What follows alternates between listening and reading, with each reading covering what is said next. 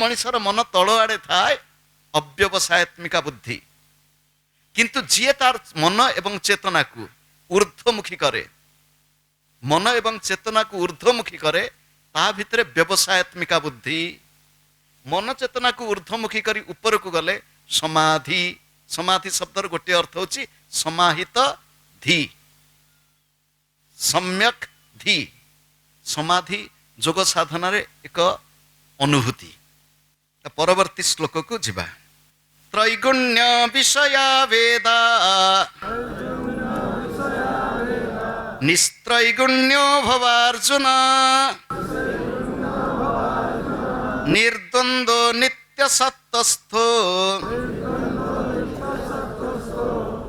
निर्योग क्षेम आत्मवान।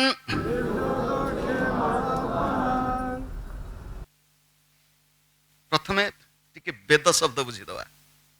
त्रैगुण्य विषया वेदाः। अर्जुन वेदाः त्रैगुण्य विषयाः निस्त्रैगुण्य निर्द्वन्द्वः नित्य सत्त्वस्थः निर्योग क्षेम आत्मवान भव। इति टिके वेद शब्द बुझीवा। वेद कौन? वेद कौन बही हिथिबो, वेद ग्रंथ हिथिबो। वेद शब्द विद धातुरु वेद शब्द निष्पन्न। विद विद शब्द धातुर अर्थ होची जानिबा, क्रियात्मक जानिबा। मु जानिबा को चाहे। आमे कौन जानिबा को चाहूं? आमे कौन जानिचु? कल्पना करंतु, प्रत्येक व्यक्ति जानिबा को चाहे। प्रत्येक व्यक्ति भीतर अनुसंधित्सा अछि। मु जानिबा को चाहे। स्वामी जाए जानिबा को स्त्री विषय रे, स्त्री चाहे जानिबा को स्वामी विषय रे, बापा माँ जानिबा को चाहती पिला विषय रे, पिला जानिबा को चाहती पाठ विषय रे। आमे समस्त जानिबा को चाहूं, किंतु कौन जानिबा को चाहूं? उपनिषदर दृष्टांत, जने शिशु अवस्था रे गुरुकुल को गले। गुरुकुल रे रही पाठशाठ पढ़ी। गुरुकुल रे पूर्व काल रे दुई प्रकार विद्या पढ़ा होतिला। द्वे विद्ये वेदितव्ये च अस्मिन् परा चैव अपरा च। परा विद्या एवं अपरा विद्या, अध्यात्म विद्या एवं तथाकथित आमे जहाँ सब पाठ पढ़िलु, अर्थनीति हो, गणित शास्त्र हो, विज्ञान हो, जहाँ सब पढ़ीगलु, ये विद्या मध्य उभय पढ़ा होतिला। पाठ पढ़िक आसी घर दुआर मुहरे बसची बारंडारे। बापा आसी पहुँचले। से बापा को मुंडिया भी टे मारलानी। बापा देखला रे ये पाठ पढ़िक आसी, आसला पर आर तो व्यवहार तो ठीक जना पड़ुनी। जी पाठ पढ़िब विद्या विनय संपन्ने विद्या ददाति विनयम। जहाँ भीतर विनम्रता नहीं से कि पाठ? आम देश शुणु, आम जी टे पाठ पढ़ी गलु, आम भितर अहंकार बसा बांधिगला बेसी। विनम्रता कहीं? नमंती फलिनो वृक्षाः नमंती गुणिनो जनाः शुष्क काष्ठंच मूर्खंच। विनम्रता कहीं? तो बापा पचारे केतेबेले आसिल, कौन कल, पढ़ापढ़ी सब केमती है, गुरुकुल केमती? कहले सब भल। गुरु तुमको सब पढ़े ना? गुरु कहले सब पढ़े देछि। कहले तुम्हें कौन एमती जानिच जहाँ को जानीगले सब कथा जना जाए। यस्मिन् विज्ञाते सर्वम एव विज्ञानम भवति इति। जहाँ को जानिला परे आउ किसी जानिबा को बाकी रहे नाही। एमिति कि जान से कहले मोर गुरुत्व जान नथिबे आ एमिति तो कौन केबे कहि नाहंती। कहिबार तात्पर्य होची विद धातु जानिबा। आमे जानुचु केते जानिचु ना? आमे जानी गलु कौन? आज आमे गीता ज्ञान यज्ञ को जाइथिलु एवं सेठी एई कथा आमे जानी गलु। गतकाली जने प्रश्न पचारले, कहले सत्संग रे बसिला बेले कथा सुनिला बेले मन टिके भल लागुची, परे चली गला बेले जो मन को सही मन। श्री रामकृष्ण परमहंस को जने पचारले, कहले ठाकुर आपण कहउचंती गंगा स्नान रे फल अछि, एकन सत्य? कहले हां। कहले कान मु तो देखुनी। कहले काई देखुन? से कहले देखुची गोटे व्यवसायी जाए गंगा स्नान करची, ठाकुर पूजा करची, आसी दुकान रे बसला मिछ कहउची। जदि गंगा स्नान कले तार फल मिल जाउ थांता, ताल से परिवर्तन हो जाता। से मनीष को जो मनीष से मनीष गंगा स्नान फल कौन अच्छी? ठाकुर कहले देख, सी जो समय गंगा स्नान करुच्ची ता मुंड भितर थिबा जते सब पाप आसिक पाख घर उपर बसता। सी गंगा स्नान करुला बेले पूरा शुद्ध माँ भगवान सब जप कर भितर एत वासना ना। जमी पदा को आसी मुंड उपर पुणी सी आसी बस जाऊँ। तो कहवा तात्पर्य होची आम भितर परिवर्तन कहीं होनी। सत्संग आजिकाली समालोचना नुहे आलोचना, आजिकाली प्रवचन कम नुह, प्रवचन चलुची। आजिकाली दूरदर्शन खोलीदेवे 24 घंटिया प्रवचन कार्यक्रम चलती, आपन चाहिए शुणिबे, किंतु शुणिले कौन हम ताकू जड़े सन्थ ताकू टी व्यंगात्मक दृष्टि कहले परवचन। कि वचन? परवचन। निज वचन नुह, निजर अनुभूति नाही। मागी आनिबा तियण सुडुकाए। निज भीतर से अनुभूति आसवा दरकार ना। अनुभव नहेले वेद गोटे शब्द कहूँ वेदन। वेदन, वेदन अर्थात अनुभूति, संवेदन, संवेदना, वेद वेदन। जेपर्यंत से वेदन संवेदन अनुभूति निज भीतर न हब, ये समस्त होची पोथीगत ज्ञान। ये पोथीगत ज्ञान यथेष्ट नुहे।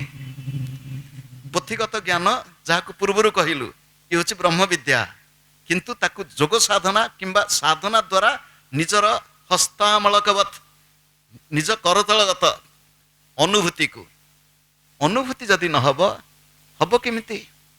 त्रैगुण्य विषय वेद। वेद शब्द वेदन बुझीगला। गुरुदेव कहिले वेदन होची अनुभूति, कहले वेदन रु यथेष्ट हेलानी, निवेदन। गुरुदेव कहले निवेदन अर्थात मो भीतर जहाँ अनुभूति ताकू बांटी देवी। साधारण मनीष जहाँ पाए ताकू मो बोर गोटे ढग कहू कांदुथिबु, जहाँ पाउथिबु बांधुथिबु, ये मो बो मोहर शुणिथिबा ढग। स्वार्थपर मनीष सबु खाली मु चाहे देवी नहीं, आ जदि दरकार पड़िबो बिकिबी।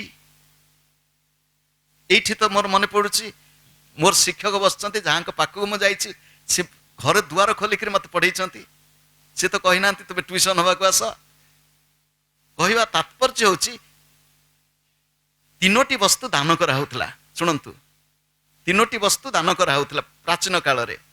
अन्नदान, विद्यादान, गो भूमि दान। शुणंतु, दान योग्य अन्नदान, अन्न विक्रय नथिला। आगुरु सराईखाना पांथशाला थिला, किंतु जलिखिया दुकान होटेल नथिला। 100 वर्ष पूर्वर कथा। समस्त द्वार खोला थिला।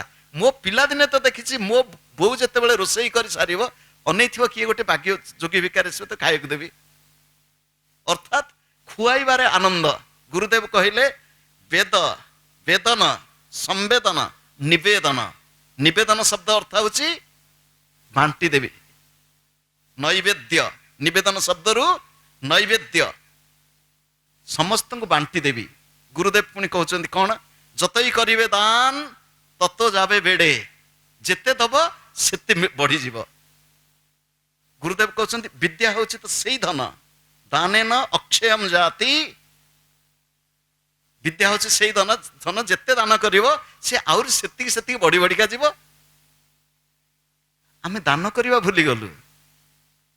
एठी गोटे लघु दृष्टांत।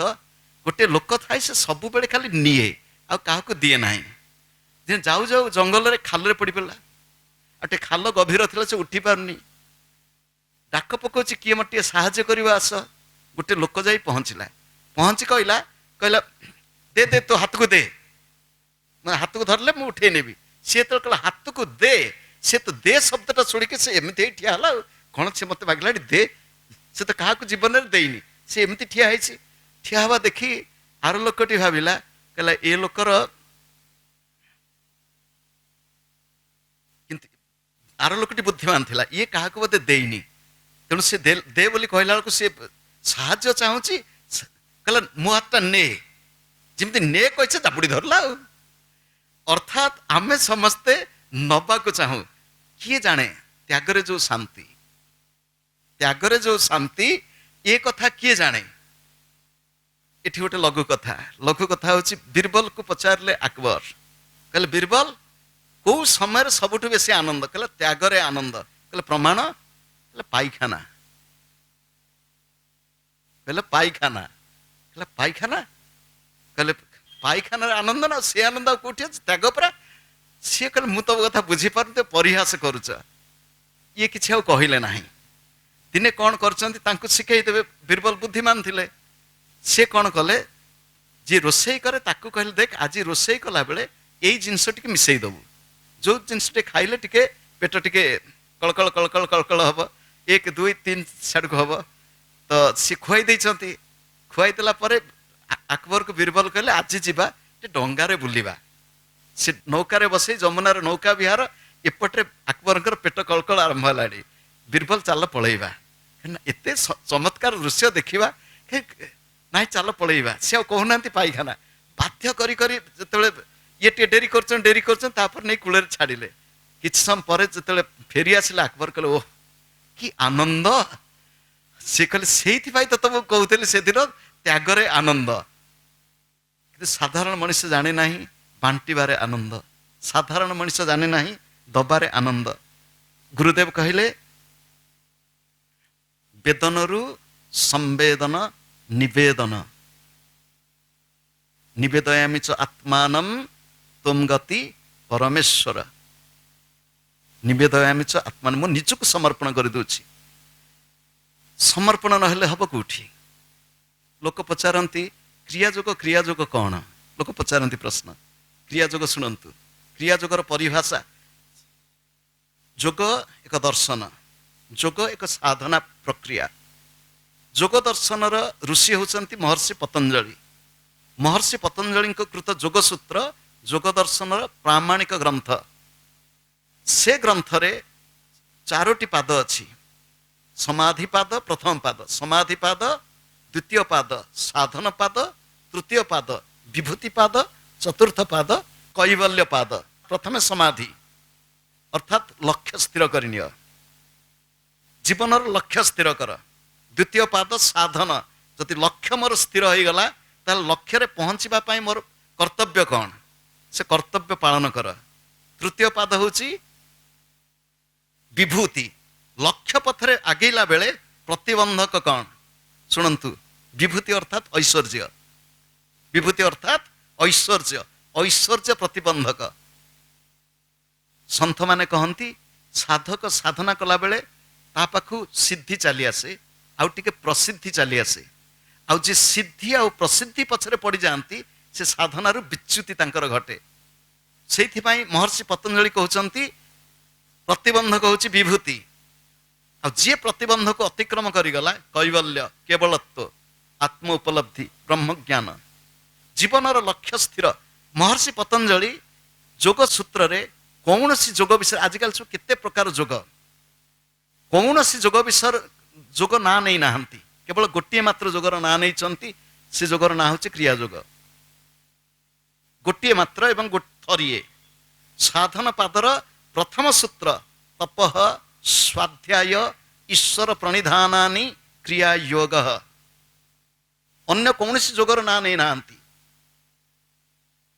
क्रिया जोगर अर्थ कौन है तपः निज जीवन को संयमित कर स्वाध्याय आत्मतत्व अध्ययन कर सत्शास्त्र अध्ययन कर ईश्वर प्रणिधानी ईश्वर पाखरे समर्पण बुद्धि रख निवेदन ईश्वर पाखरे समर्पण बुद्धि रख अर्थात निज जीवन रे तपः कर्मवाचक स्वाध्याय ज्ञानवाचक ईश्वर प्रणिधान भक्तिवाचक जीवन रे कर्म ज्ञान भक्तिर समन्वय घटू ये हूँ क्रियाजोग केत कहते आम भक्ति मार्ग जाऊँ भक्ति मार्ग ठीक अच्छी किंतु कई काठू अलग नुहति मु जानिले सिना भक्ति हम मु जानिली होचंती ठाकुर मोर भक्ति बढ़िला मु जिते जानिली मोर ये शिक्षक आहरी जानिली जिते मत पढ़ेले तांकर महत्व बुझिली मोर भक्ति बढ़िला भक्ति बढ़िया माध्यम होची टिके जानिबा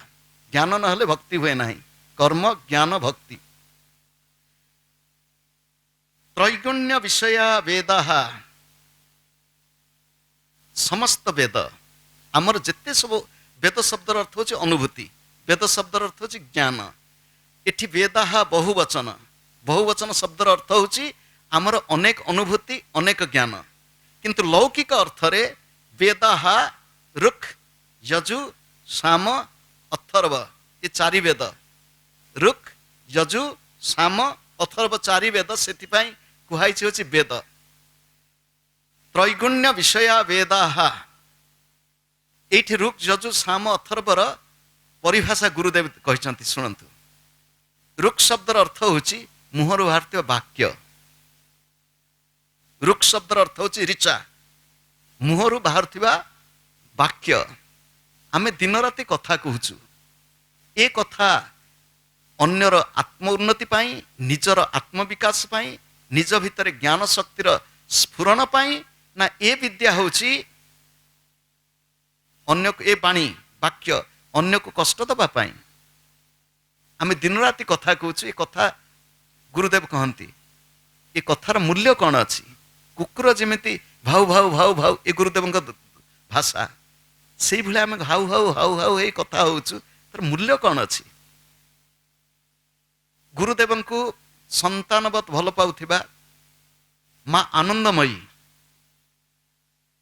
तांकर गोटे बाणी गुरुदेव बार बार भी कहती से बाणी हरिनाम ई कथा आर सब कथा व्यथा और वृथा अर्थात जदि आमर बाणी अन्यर मंगल पाई अन्यर विकास पाई अन्य भितरे साहस धैर्य वृद्धि करिया पाई उपयोग नहेला ए बाणीर मूल्य कौन अछि भगवान जीव देइचंती कोथि पाई हाँ भगवान का नाम कीर्तन कर नहले अन्यर मंगल पाई कथा हो पर चर्चा पर निंदा पर दोष दर्शन पर दोष आलोचना एइथिरे हम समय कटि जाउनी अनेक आजिकाल खबर कागज हो दूरदर्शन हो ये जहाँ सब बाहर की कथा गुरुदेव कहले ऋक् ऋचा वाक्य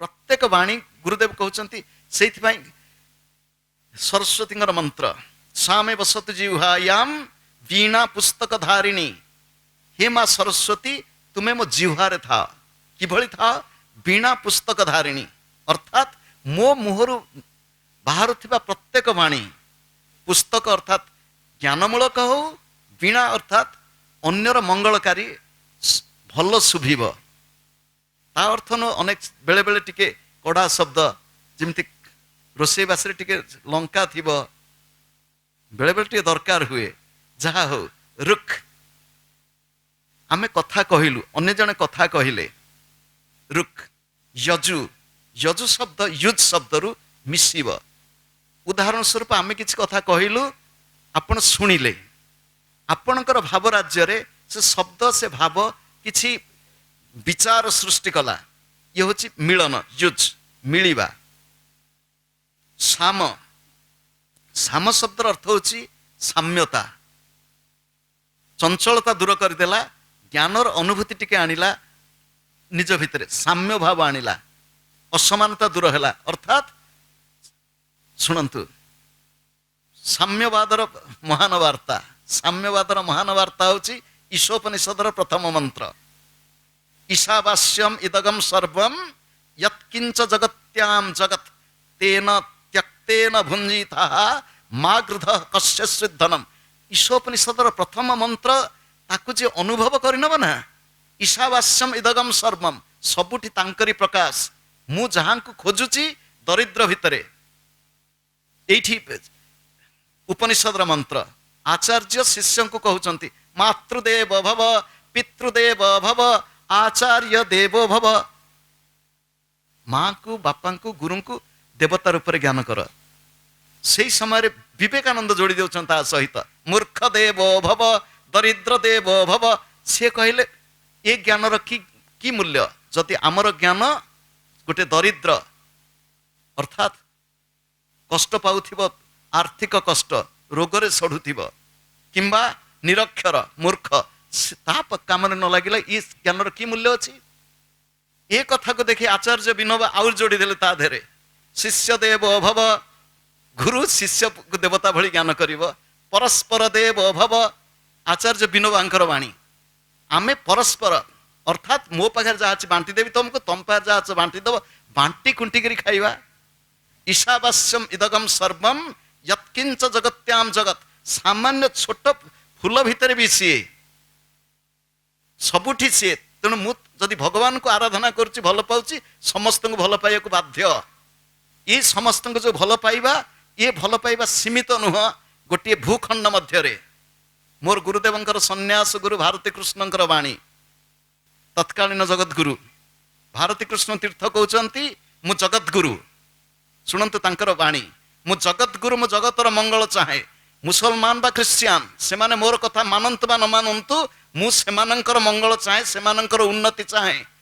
କହିବାର ତାତ୍ପର୍ଯ୍ୟ ହେଉଛି, ଏ ହେଉଛି ଆମର ସନାତନ ବୈଦିକ ଧର୍ମର ବ୍ୟାପକତା, ବିଶାଳତା, ବିଶାଳ ହୃଦୟତା, ଯେ ସମସ୍ତଙ୍କର ମଙ୍ଗଳ ହଉ। ତେନ ତ୍ୟକ୍ତେନ ଭୁଞ୍ଜିଥା, ଭୋଗ କରିବା ପୂର୍ବରୁ ଆଗ ତ୍ୟାଗ କରିଦିଅ, ବାଣ୍ଟି ଦିଅ, ଯେତିକି ଦରକାର ସେତିକି ରଖ। ମା ଗୃଧ କସ୍ୟଚିତ୍ ଧନ, ଅନ୍ୟ କାହା ପାଖରେ ଅଛି ବୋଲି ମୁଁ ଲୋଭ କରି ପକେଇବି ତା ନୁହଁ। କିନ୍ତୁ କାହିଁ ବୈଦିକ ଋଷିମାନଙ୍କର ଯେଉଁ ଦର୍ଶନ, ଯେଉଁ ଆଦର୍ଶ, ଆମେ ତାକୁ ପାଳନ କଲୁ କି? ଯାହାକୁ ପାଇବୁ ସବୁ ନେଇଯିବୁ। ତ୍ରୈଗୁଣ୍ୟ ବିଷୟା ବେଦା, ସାମ ଶବ୍ଦର ଅର୍ଥ ସାମ୍ୟ, ବାଣ୍ଟି ଦେବି, ସମାନତା। ଜ୍ଞାନ ଅଛି ବାଣ୍ଟି ଦେବି, ଧନ ଅଛି ବାଣ୍ଟି ଦେବି, ସାମ। ତାପରେ ହେଲା କ'ଣ ନା ଅଥର୍ବ। ଅଥର୍ବ ଶବ୍ଦର ଅର୍ଥ ଗୁରୁଦେବ କହୁଛନ୍ତି ଆନନ୍ଦ। ଅଥର୍ବ ଶବ୍ଦର ଅର୍ଥ ହେଉଛି ଆନନ୍ଦ। ପ୍ରତ୍ୟେକ ବାଣୀ ଯଦି ଅନ୍ୟର ମଙ୍ଗଳ ପାଇଁ କିମ୍ବା ନିଜର ଆତ୍ମ ଉତ୍ଥାନ ପାଇଁ ଆରାଧନା ପୂର୍ବକ ଶାସ୍ତ୍ର ଅଧ୍ୟୟନ ହଉ, ମନ୍ତ୍ର ଜପ ହଉ, ବାଣୀ ଅନ୍ୟର ମଙ୍ଗଳ ପାଇଁ, ସେ ବାଣୀ ଅନ୍ୟମାନଙ୍କ ସହିତ ଯୁକ୍ତ ହେଇଯାଉ, ସମସ୍ତଙ୍କ ଭିତରେ ସମାନତା ବୋଧ ଆସୁ, ଆନନ୍ଦର ବନ୍ୟା ପ୍ଲାବିତ ହଉ। ଜଗନ୍ନାଥଙ୍କ ମନ୍ଦିରକୁ ଯାଉଛନ୍ତି ବଳଭଦ୍ର, ଗୁରୁଦେବ କହିଲେ ବଳଭଦ୍ର ହେଉଛନ୍ତି ରୁକ୍, ସୁଭଦ୍ରା ହେଉଛନ୍ତି ଯଜୁ, ଜଗନ୍ନାଥ ହେଉଛନ୍ତି ସାମ, ସୁଦର୍ଶନ ହେଉଛନ୍ତି ଅଥର୍ବ। ସୁଦର୍ଶନ ହେଉଛନ୍ତି ଅଥର୍ବ। ସୁଦର୍ଶନ ଆମ ଓଡ଼ିଆ ଭାଷାରେ କହୁଛି ଅଥର୍ବଟା। ସୁଦର୍ଶନଙ୍କର କିଛି ଆକୃତି ନାହିଁ। ସୁଦର୍ଶନ ଶବ୍ଦର ଅର୍ଥ ଦର୍ଶନ ନୁହଁ। ଗୁରୁଦେବ କହିଲେ ସୁଦର୍ଶନ କ'ଣ? ଗୁରୁଦେବ କହିଲେ ରସଗୋଲା ଦେଖିଲେ ଦର୍ଶନ ହେଲା। ଦର୍ଶନ ହେଲେ ପେଟ ଭରିବ ନାହିଁ। ରସଗୋଲାକୁ ପାଟିରେ, ଏ ଗୁରୁଦେବଙ୍କର ଉଦାହରଣ, ରସଗୋଲାକୁ ପାଟିରେ ଦେଇ ଶେଷକୁ ତାର ରସ ଆସ୍ୱାଦନ କରି ଗଳାଧକରଣ କଲୁ, ରସଗୋଲା ମୁଁ ଏକ ହେଇଗଲୁ। ଏ ହେଉଛି ସୁଦର୍ଶନ, ଅର୍ଥାତ୍ ଏକତ୍ୱବୋଧ। ଦ୍ୱୈତରୁ ଏକତ୍ୱ, ଅନେକତ୍ୱରୁ ଏକତ୍ୱ, ଏକତ୍ୱ ହେଉଛି ଅଦ୍ୱୈତ ବୋଧ, ଦ୍ୱୈତରୁ ଅଦ୍ୱୈତ।